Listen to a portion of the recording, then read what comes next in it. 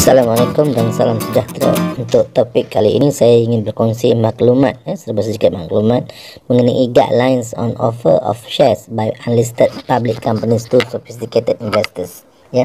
Maklumat ini diambil daripada sumber website sc.com.my.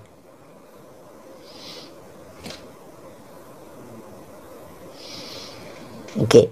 Unlisted public companies ataupun UPC, being a public company whose shares are not listed, and is not seeking for its shares to be listed on stock market of the stock exchange, is not required to obtain SC's prior authorization under section 212 of the CMSA of the offering of its shares. Maknanya maklumat ini merujuk kepada UPC ataupun unlisted public company, syarikat awam tidak diurus niaga di Bursa Malaysia, yang mana saham tadi itu tidak tersenarai dan tidak bertujuan untuk menawarkan saham mereka di Bursa Malaysia. Jadi fundraising activity yang mereka lakukan ini tidak bertujuan untuk penyelenggaraan di Bursa Malaysia.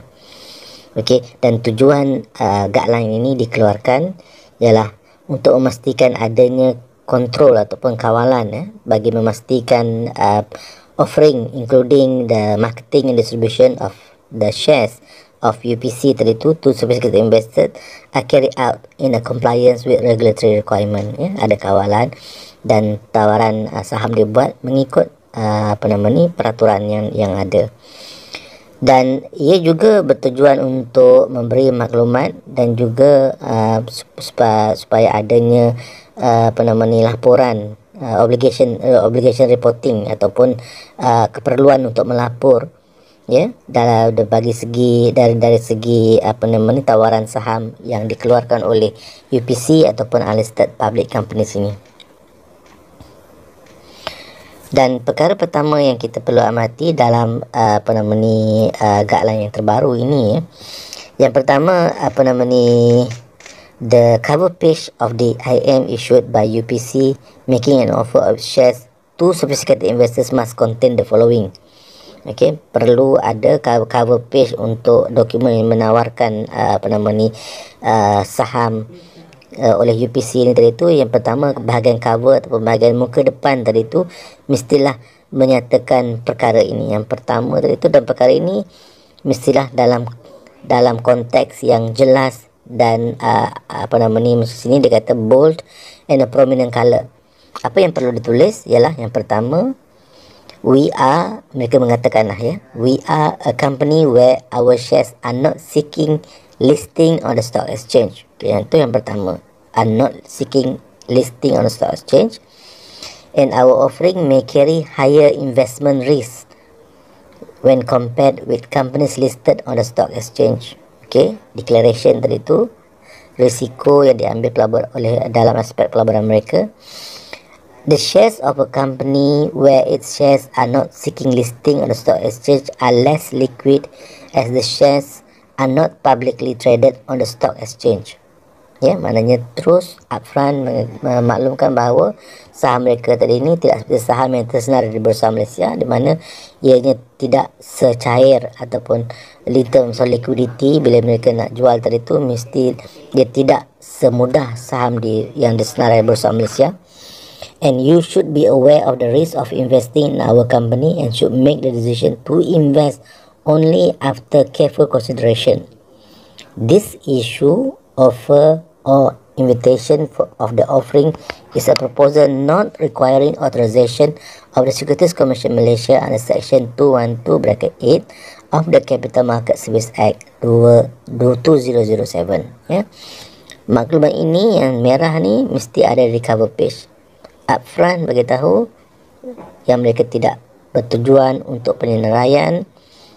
Upfront beritahu risiko pelaburan mereka. Upfront beritahu perbandingan mereka in terms of liquidity berbanding dengan saham yang diurus niaga di Bursa Malaysia. Yang seterusnya, dalam dokumen tawaran tersebut ataupun info memo tadi itu, perlu ada juga pernyataan yang ini. This document has not been approved or registered by the Securities Commission Malaysia. The deposit of this document ataupun info memo tadi ni should not be taken to indicate that SC ataupun Securities Commission recommends the offering of or assume responsibility for the correctness of any statement made, opinion expressed, or report contained in this document. The Securities Commission expressly disclaim any liability whatsoever arising from or in reliance upon the whole or any part of this document. Jadi maknanya dokumen tadi ni jelas ini mereka perlu nyatakan bahawa ia tidak merujuk kepada sebarang kelulusan terhadap maklumat dan juga apa saja pernyataan sama ada ia betul atau tidak betul, okey, dalam info memo mereka. Dan juga info memo tadi itu tidak boleh diambil dari konteks yang mengatakan SC approve atau register. Tidak.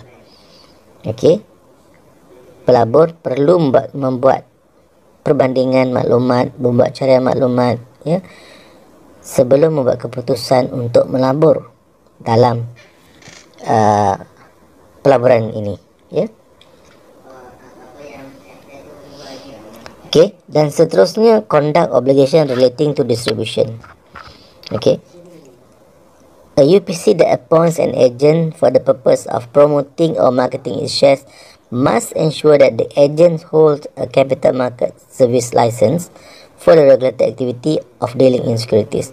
Maknanya siapa saja yang menawarkan atau mempromosikan produk ini ataupun saham yang dikeluarkan oleh UPC unlisted public companies ini mestilah orang berlesen, ya. Maknanya kalau dulu ramai yang tidak berlesen melakukan, sekarang ni keperluan ada ejen tadi ni mestilah berlesen. A UPC and persons acting on behalf must take reasonable step to verify that any prospective investor is a sophisticated investor prior to approaching the investors for the offering of its shares. Dan satu lagi, UPC ataupun wakil mereka tadi ni mestilah melakukan reasonable steps, ya, kaedah-kaedah yang boleh dikatakan menyeluruh ataupun sesuai bagi memastikan prospek mereka tadi ni adalah sophisticated investors ataupun high net worth investors, ya, sebab tawaran ni hanya perlu boleh dibuat kepada high net worth. Jadi sesiapa saja yang mereka approach tadi itu mestilah orang yang high net worth dan mereka kena pastikan orang-orang ini adalah high net worth.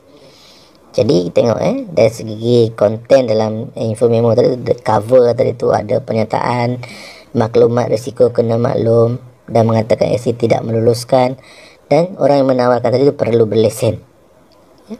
Dan juga mereka sebelum tadi itu beforehand they must make sure or take a reasonable steps, okay, to verify that their prospect investors tadi itu adalah sophisticated investors. Okay, dan seterusnya reporting requirements. Okay, irrespective whether an offer of shares by UPC is accompanied with IM or not.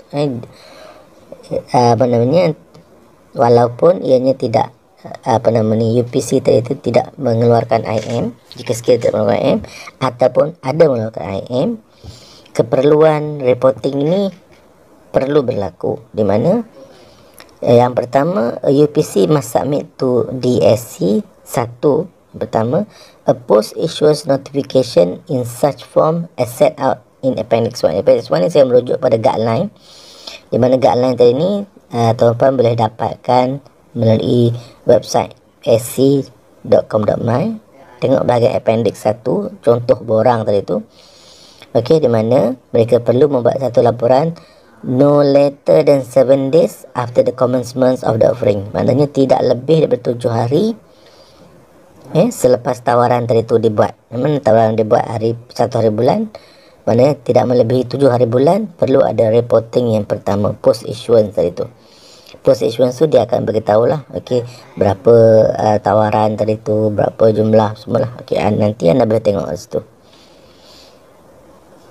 Dan The report that is prepared on quarterly basis. Okay, yang pertama selepas buat offering sebelum 7 hari tu kena buat itu yang pertama, report pertama. Dan report seterusnya tadi tu post quarterly basis, maknanya dalam suku pertama tahun pertama tadi tu perlu ada laporan. Nah, ini guna appendix 2 dalam guideline tu ada boleh tengok. Okey.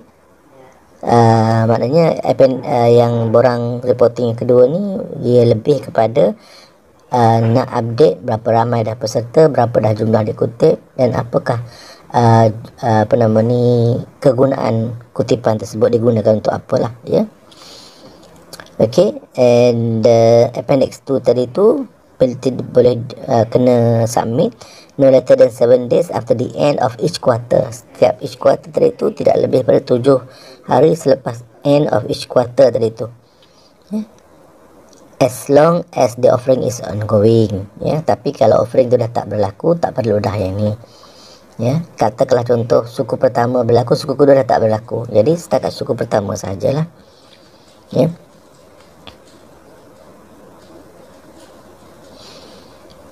Okay, and then UPC tadi tu, unlisted public company tu must ensure that all statements, information submitted to the SC are true, not misleading, and do not contain material omission. So dalam laporan pertama dan juga laporan seterusnya tadi tu mesti pastikan maklumat itu benar, tidak menyeleweng dan jelas lah, ya. Dan jika sekiranya berlaku perubahan UPC mestilah, ya, atau dalam konteks ini must submit to the SC any revision to the post issue notification or post issue update report by the UPC tadi tu. And then UPC must immediately make a revision to the post issue notification or post issuance the update report upon becoming aware of any changes or a likelihood of any change that may render any information submitted with the SC to be false, misleading or contain material omission. Jadi tanggungjawab mereka untuk memastikan jika sekiranya berlaku perubahan dari itu untuk update SC dengan segera bagi memastikan tidak ada isu yang mengatakan maklumat yang mereka beri sebelum ini adalah tidak benar, menyeleweng ataupun dengan niat untuk tidak memberi maklumat yang betul, ya. Jadi for more information, you are advised to refer to SC's guidelines on offer of shares by unlisted public companies to sophisticated investors, okay, by referring to SC's website at www.sc.com.my. Sekian saja dari saya buat sekali ini. Assalamualaikum dan selamat sejahtera.